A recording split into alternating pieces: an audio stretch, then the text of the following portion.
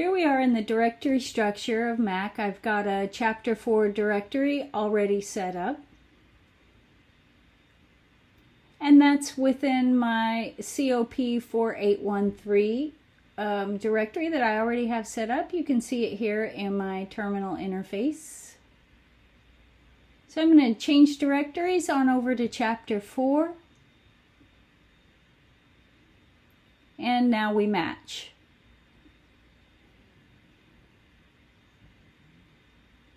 So now I want to make sure that I create a new directory for my project. I'm going to name it My Spring Boot App.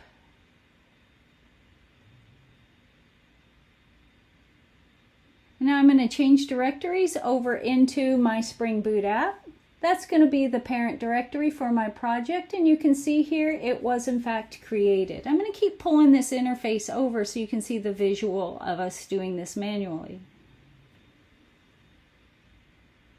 Now what I need to do is create that really important POM file, right? pom.xml. And I just created the file itself. We can see it when I expand this out. There it is, pom.xml.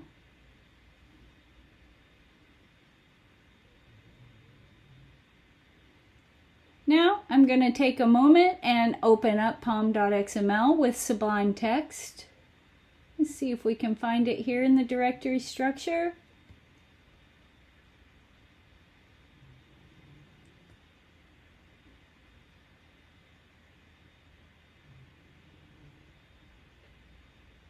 Navigate into the project, and there is pom.xml. Let's open it up. It's an empty file right now, right? There we are. Now I need to type out the XML code markup that we're going to need to create our dependencies. I'm going to pause the video. Here we are. I've got the code set up for all of our dependencies and what would be automated for us if we were to use some of our tools. We can type this up. It's just an XML file, no problem. Now what I want to do is create the necessary directories for our project. Here's where I'm setting up the structure that normally you might be using Maven to set up, but it's important to note we can do this on our own.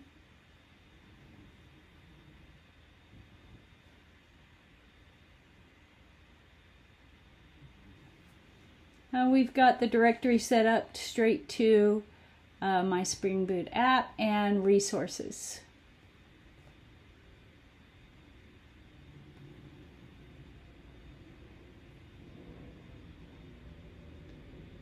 Now I want to jump on over and jump into My Spring Boot App directory. And I'm going to create a file named myapplication.java.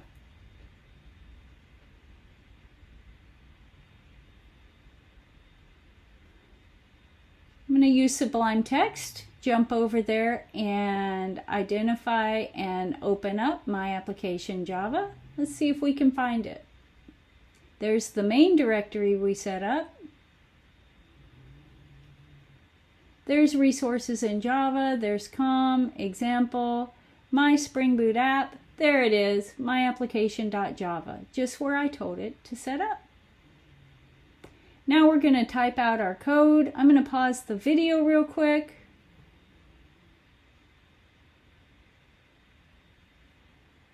There we go. Now we have our main method there that's going to run our application, and we have the very basic Spring Boot application set up. Now we need to create our component. So I'm going to create a file called mycomponent.java.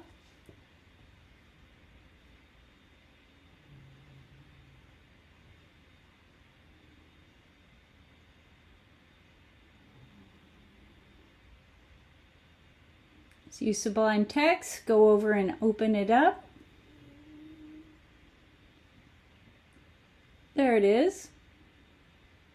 And now we're going to type out the code to create our component. This is where I'm going to have my method called do something.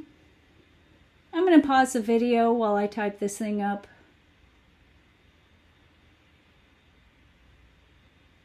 There we are. So now we have our method named do something. You can see I've added my component. I've included it within our My Spring Boot app package, and there's where I'm printing do something. It'll just print to the log screen. Now I need to create a service. So I need to create a service that's going to use the component. I'm going to name it myservice.java. Same routine, I'm jumping over into Sublime Text to open that file that I just created up. There it is.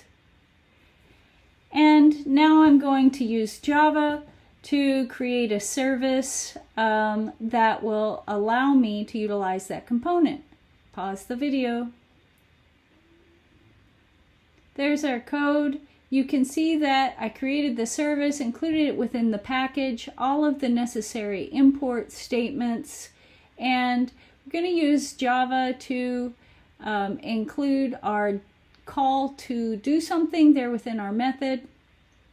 We're auto wiring it. You read about that within your chapter reading this week.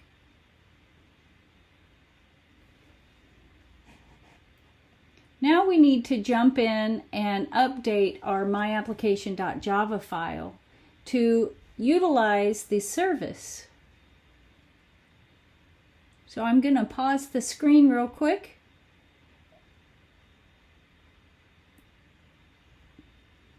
There we go. Now you didn't have to endure the click, click, click of all my typing. Now you'll notice I've modified my application to utilize that service. I've got all the necessary import statements. Don't forget auto-wired. That may be a new concept for some of you in this chapter. Other than that, using all the usual Java components that you learned in your prerequisite class or classes. Auto-wired might be new to you all in the concept behind auto-wiring. You read through that in chapter 4. And here's where I'm running my service.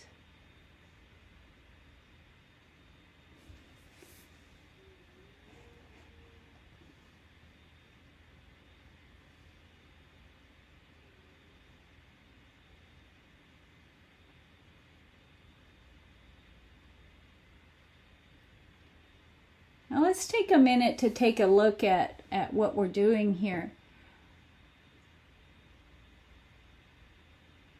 We're going to go all the way back to the project root because we're going to get ready and run our application there. So we're going to build it and run it from the command line and make sure that our do something string comes out within the output logs. That'll tell us we've got Spring Boot set up. Let's take one more look at the directory structure here. I just want to show you guys all of the details that you're using Maven for now in regard to setting up your structures. You can do all of this manually, so I don't want you spending so much time fighting with your IDEs.